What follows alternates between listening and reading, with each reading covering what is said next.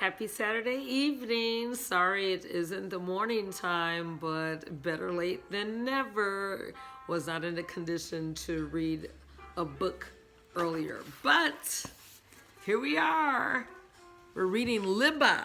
Libba is the magnificent musical life of Elizabeth Cotton. Just some context.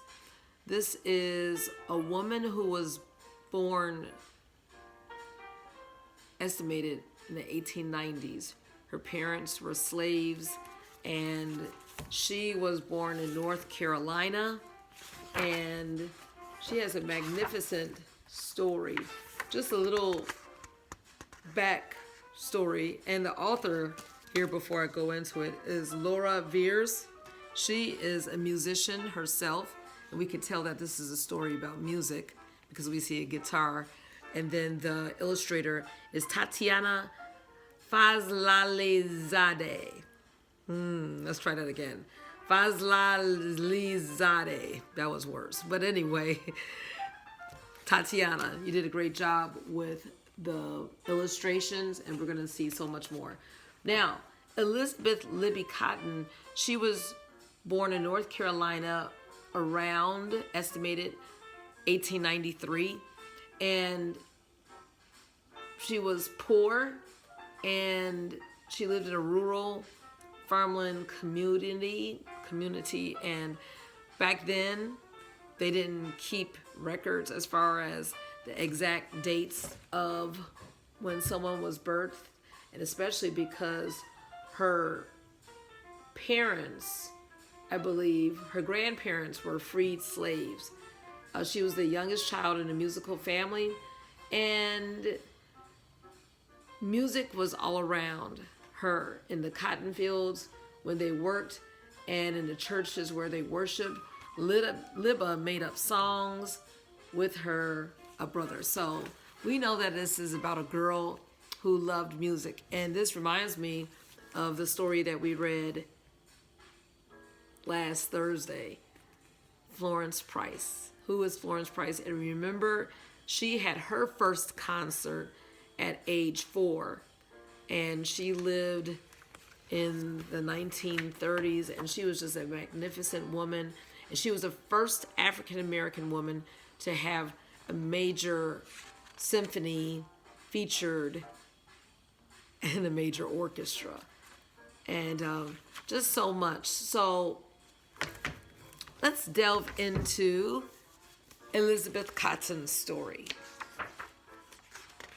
In the background, we have Charlie Brown Christmas. Yes, because we know we love jazz music as a backdrop. And that's Vince Guaraldi. Yeah, from 1960s and 1950s also. All right, Libba Cotton heard music everywhere. It's important for us to surround ourselves with beautiful sounds. She heard it in the river when she brought in water for her mother. She heard it in the axe when she chopped wood for kindling. She heard it in the freight trains moving down the tracks near her home. Can you just picture her listening to beautiful music? Yeah. You could tell this was her bliss, her peace. There she was. And look, she's looking afar at an instrument. She even heard it when she wasn't allowed to, when her brother Claude was at work. Libba snuck into his room and borrowed his guitar. And I can remember sneaking into my big brother's room, and I believe he had a guitar, and I remember he and my cousin, when I was when they were teenagers, and I was a little girl, and I would just listen to them make music or just jam, and they had a record collection, album collection, and it was just so cool. It was just so cool to hear good music. It's just so important for us to store memories of music and sounds. Well, dang, she said when she whispered. Claude was right-handed, and Libba was not. So what do you think she did? Well, the music was in her heart. So even when you feel you have difficulties and challenges, you work around it. So yeah, you see, she's studying that instrument. She turned the guitar exactly upside down and played it backwards. It was kind of like brushing your teeth with your foot or tying a shoe with one hand. It might be kind of difficult, but after a while you could get used to it. Or tying a shoe, like I said, awkwardly. Can you picture lacing and looping with one hand? Well, listen, quadriplegics, people who have had accidents or maybe have had challenges with their body. I have seen people paint masterpieces with paint brushes in their mouths. So there might be obstacles, but perseverance will cause us to think creatively and problem solve and still get things done. So don't let anything stop you. Well, nobody else played that way, but it was the way that felt right to Libba. Like a train plays rhythms on the tracks, Libba made the notes go up and down like water bubbles in a brook. Libba sang a little song like a girl doing what she was born to do. Oh, there's nothing like the bliss of what you are doing and you know that you're exactly smack dab doing what you were born to do. Yeah, because we all have interests, inclinations, talents, and gifts. And we would have the same expression on our face. We could be in the middle of some treacherous duties at work, but my goodness, if you're doing exactly what you're born to do, oh, you have that joy, you have that peace. Well, like a train plays rhythms on the track, Libba made the notes go up and down like water bubbles in a brook. Libba sang a little song. Like a girl doing what she was born to do, Libba played the guitar upside down and backwards. So sometimes we have to put things upside down and still make adjustments to do the things that we were meant to do.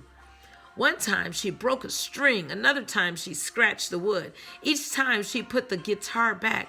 Dang, her brother Claus said, she's done it again. But then Libba played him a song upside down and backwards. She played a funny way, but she sure was good. Soon Claude moved out to get a job, taking his guitar with him. Oh no, what do you think Libba did? The instrument was gone. Well, she was a resilient young girl. Look, but Libba never stopped in her tracks. She kept rolling like a train. Now, what can a little girl like her do? I can sweep the floors. I can pick the vegetables. I can set the table. Think of some things you can do, right? You might have some no's, but how can you turn it into a yes? Save some money for something that you really want to do and not break your family, right? As far as Christmas, you can make some things. You don't have to go shopping. You make art, make music, cook, bake. She earned 75 cents a month. That means 3/4. That's it. Pretty soon she had saved up $3.75, just enough for a Stella guitar. Ooh, for the art of saving, waiting, being patient, and then getting what we really want. All day and night she played that guitar. Long after everyone had gone to sleep, her mother would shout, "Babe, I gotta go to work in the morning." Now listen to how the mom responded to Libba being up at night because she had such passion. Listen to what the mother says. She says, instead of her saying like, "Get to bed, you're disturbing me." No, she said, "How about a lullaby? Write me one, right? Go ahead and play one." So her mother turned that obstacle upside down because she knew that Libba loved music. So the next time we want to gripe about something, let's look at the situation as half full instead of half empty, meaning looking at the positive to the situation. So Libba, so what else did Libba do? I'm going to tell you. Libba put her mother to sleep, playing upside down and backwards. Yeah. So it's pretty cool to think creatively and make beautiful music. Oh, we know this Charlie Brown Christmas, right? Vince Guaraldi made great music. And I'm sure he kept his family up at night. He couldn't help it because he had that passion. Libba played, and before you could say, dang, she'd written her first song. She wasn't even 13 yet. Wow. Freight train, run so fast. Freight train, run so fast. Please don't tell what train I'm on. They won't know what route I've gone. Look at that. I was talking to a kindergartner, and I just found out he likes trains. And I said, oh, I remember getting race car sets for Christmas and just different things. I remember getting keyboard, piano from my parents. Think about some gifts that you received during holidays or just because. Barbie townhouse. What are your top 3 gifts you got? I can remember roller skates under my bed. After everybody opened the gifts, my mom would put a bonus gift under the bed. She would hide it. And then later on, after we thought all the gifts were gone, or open, she would pull out a new one. And my top 3 gifts, roller skates, Barbie townhouse, and electronic piano keyboard.